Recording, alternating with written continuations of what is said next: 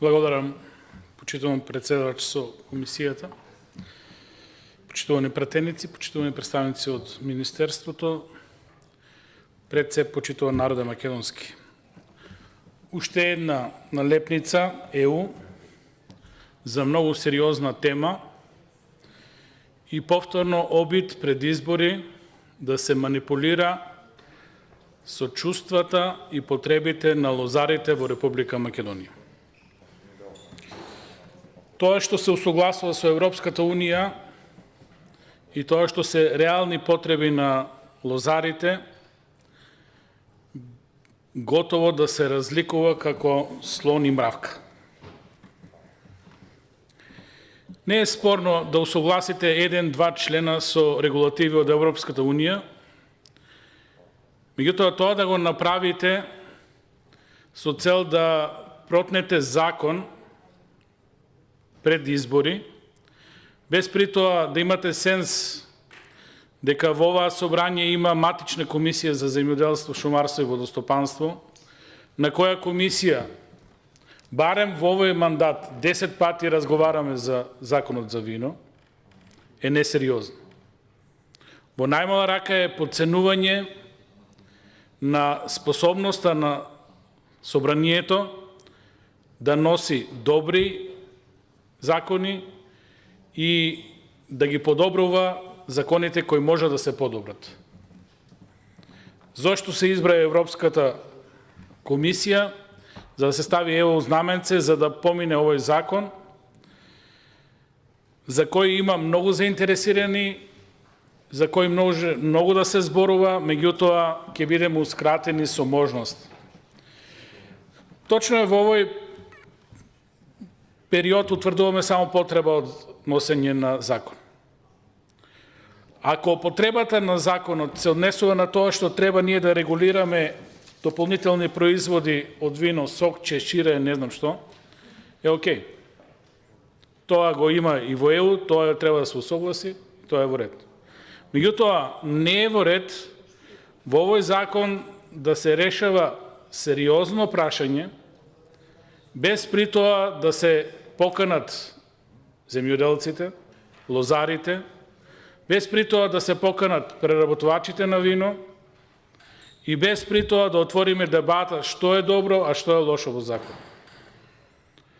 Тоа е, почитувани граѓани, почитувани лозари во Република Македонија, ова што го имаме понуда од власт на СДСМ и ДУИ.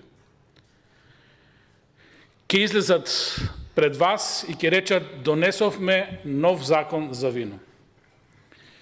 И уште ќе се пофалат дека можеби на некој начин ја отвориле конечно и темата која сите ја посакувавме, да ја утврдиме така наречената производствена цена на вино, и тоа е вистина.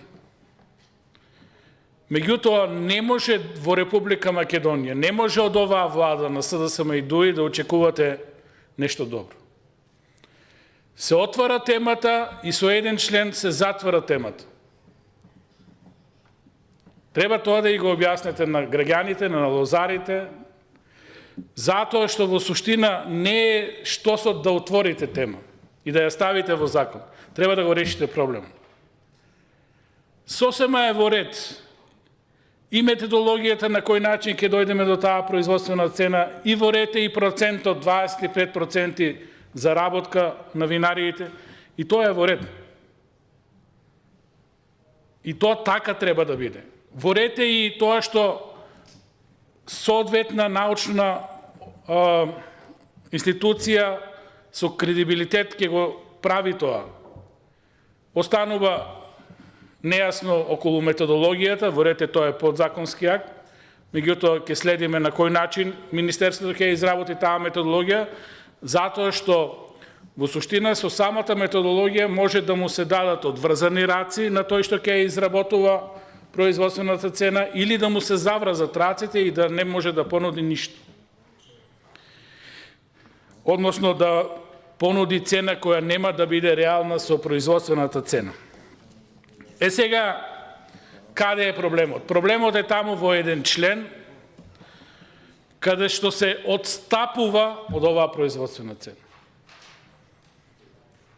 Во ред е и тоа што цените треба да ги дадат откупувачите на винско грозге, преработувачите пред почетокот на винската сезона, тоа е сосема во ред, и добро е што ги ставаме повторно во игра шеќерните единици, така наречените малигани, односно треба да се понудат цени по шеќерност, блажина на виното.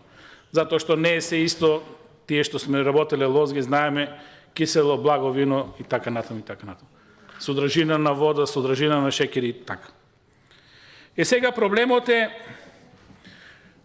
винариите ќе ги објават тие цени, меѓутоа производствената цена ќе дојде после. И ќе треба да има усогласување на тоа што ќе го каже науката, дека ова е цената која треба да ја добијат земјоделците, лозарите, за да бидат рентабилни, да не бидат во загуби и да не го финансираат винскиот сектор. Да можат барем минимум 25% да имат заработка од тоа што го вложиле, за да обстојат генерално во бизнисот со производство на грозги.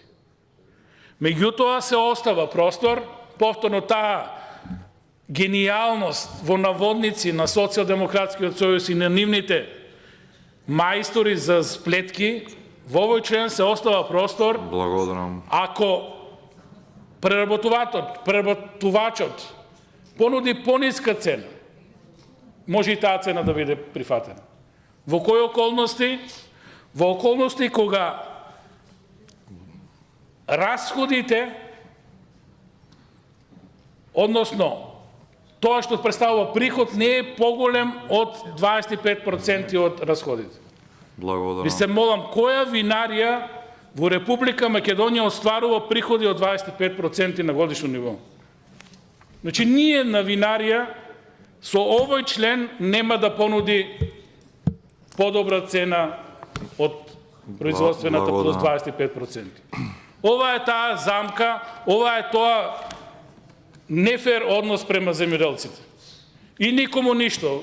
4-5 винарии го откупуваат 90% од виното. Ке понудат пониски цени и никому ништо. Само СДС и ДУИ имат можност, нови избори, ако успеат некој да излажат, да речат донесовме нов закон за вино, меѓутоа нема да кажат дека не е функционален закон. Затоа сме ние тука да кажеме на лозарите, ова е нефункционален закон. Ова беше битно, да добијат производствена цена плюс 25%, гарантирано, не со исклучоци. Благодарам. Благодарам јас, ова е несериозно према земјоделците. Затоа земјоделците треба да ја казнат оваа влада. Благодарам.